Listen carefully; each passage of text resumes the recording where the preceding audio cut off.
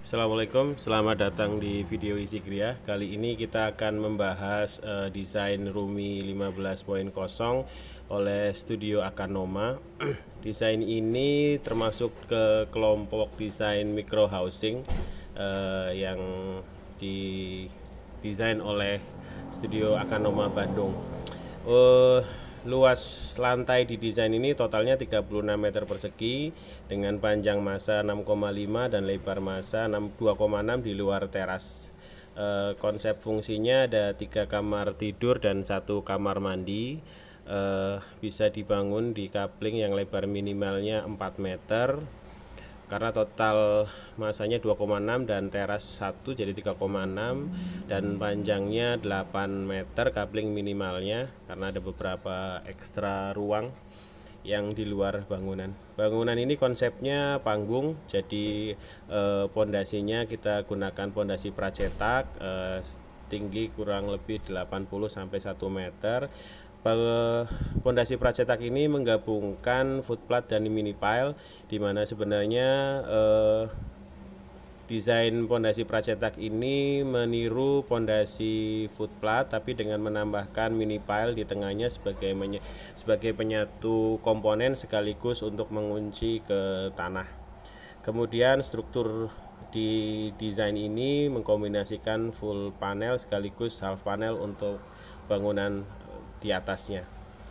Jadi di bawah ada 3 ruang dan pladaknya kita menggunakan besi siku dan bata ringan. Luas pladak totalnya juga kurang lebih 36 meter persegi karena panggung, jadi lantai bawahnya pun menggunakan plat lantai, tidak menempel di tanah, bukan rumah tapak, sehingga air hujan bisa diserapkan maksimal kembali ke dalam tanah. Ini konsep rumahnya agar rumah ini bisa memaksimalkan penyerapan air hujan kembali ke tanah. Jadi di lantai bawah ini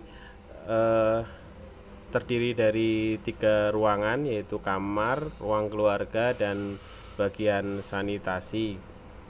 Dan konsep ini agar bangunan di kota-kota yang padat tidak menghambat penyerapan air hujan. Lantai bawah tinggi plafonnya 2,7 meter, absolutnya bisa ditambahkan sampai 2,9, tapi ini yang bawah kamar, ruang keluarga maupun ruang cucinya, ruang servis, sehingga bisa memaksimalkan lantai bawah untuk kegiatan harian. Kemudian lantai di atasnya penuh 6,5 kali 2,6, di pasang plat lantai juga, menyisakan tangga di bagian ruang keluarga. Kemudian di lantai atas sendiri terdiri dari 2 kamar tanpa pembatas yang kaku, jadi fleksibel ruangannya. Untuk anggaran kita mulai dari pondasi, lebih kurang biayanya 8 juta untuk 16 titik pondasi, kemudian plat lantai atas maupun bawah sekitar 14 juta, luasnya 36 meter persegi plat lantainya. Kemudian untuk struktur yang digunakan di bangunan ini biayanya 25 juta, sebagian besar full panel, sedikit di atas itu ada beberapa yang half panel yang tidak memikul beban terlalu besar. Dan di lantai atas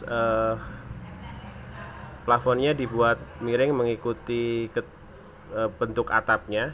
Kebetulan jadi bagian tengah jauh lebih tinggi daripada bagian tepinya. Tapi untuk struktur kita agar tetap kaku, kita pasang gradasi levelnya, jadi tetap bisa kaku dan lebih kuat untuk menahan beban atap.